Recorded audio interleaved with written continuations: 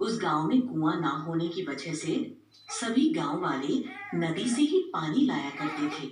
एक दिन गांव की एक औरत निर्मला नदी के किनारे बैठकर कपड़े धो रही थी। तभी उसे नदी से डरावनी आवाज सुनाई दी।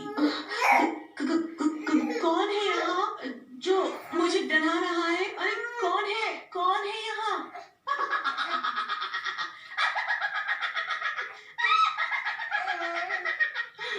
मैं हूँ, मैं। चुड़ैल, चुड़ैल, भागो यहाँ से! भाग जाओ यहाँ से! निर्मला अपने कपड़े छोड़कर गांव में भाग जाती है। अरे ओ गांव वालों, सुनो, सुनो, उस नदी पर मत जाना। उस नदी में एक चुड़ैल है। अरे क्या बोल रही हो बहन? चुड़ैल नदी में?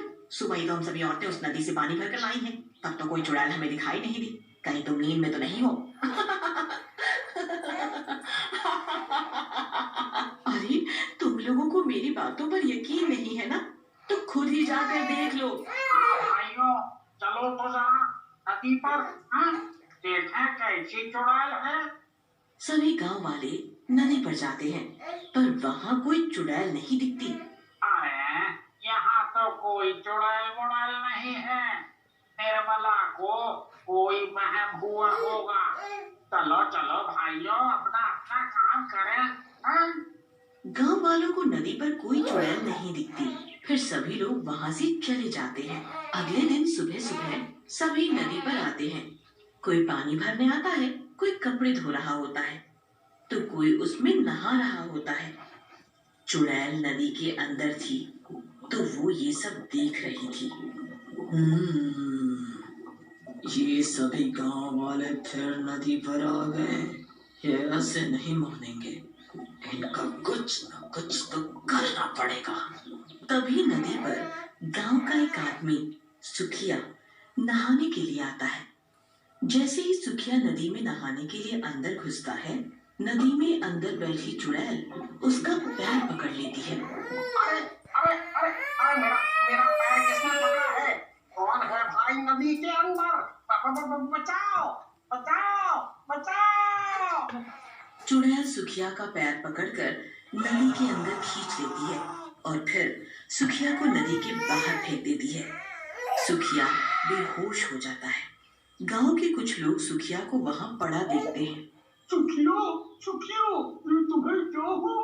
अरे ये तो बेहोश है, इसे इसके घर ले चलो। जब ये होश में आएगा तभी कुछ बताएगा ये बेहोश कैसे हुआ है। सभी गांव वाले उसे उठाकर उसके घर ले जाते हैं। जब सुखिया होश में आता है तो उसके साथ क्या हुआ सब बताता है। भाइयों, मैं सच बोल रहा हूँ। नदी में कोई तो था जिसने मुझे नदी में खींच लिया था। अरे ये क्या हो रहा है? पहले निर्मला और अब ये सुखिया, तुम दोनों का दिमाग तो नहीं खराब हो गया? तुम लोग मेरी बात पर यकीन क्यों नहीं करते? मैं सच बोल रहा हूँ। अरे भाइयों, देख नहीं रहे कितनी भयंकर गर्मी पड़ रही है। गर्मी की वजह से सुखिया बेहोश हो गया होगा और कुछ नहीं। हाँ, तुम सही बोल रहे हो। ये सुखिया तो कुछ भी बोलने जा रहा है। फिर सभी गांव वाले वहां से चले जाते हैं। कोई भी सुखिया की बातों पर यकीन नहीं करता। फिर भी सभी लोग नदी पर जाते, वो भी वहीं कपड़े धोने लगती हैं। तभी उस चुड़ैल की भयानक आवाज आती है और सभी औरतें वहां से भाग जाती हैं। ये लोग नहीं मानेंगे, इनका कुछ तो करना होगा। नदी पर जो कचरा पड़ा होता है, वो कचरा उठाकर आधी रात को चुड़ैल गांव वालों के घर पर फेंक आती है।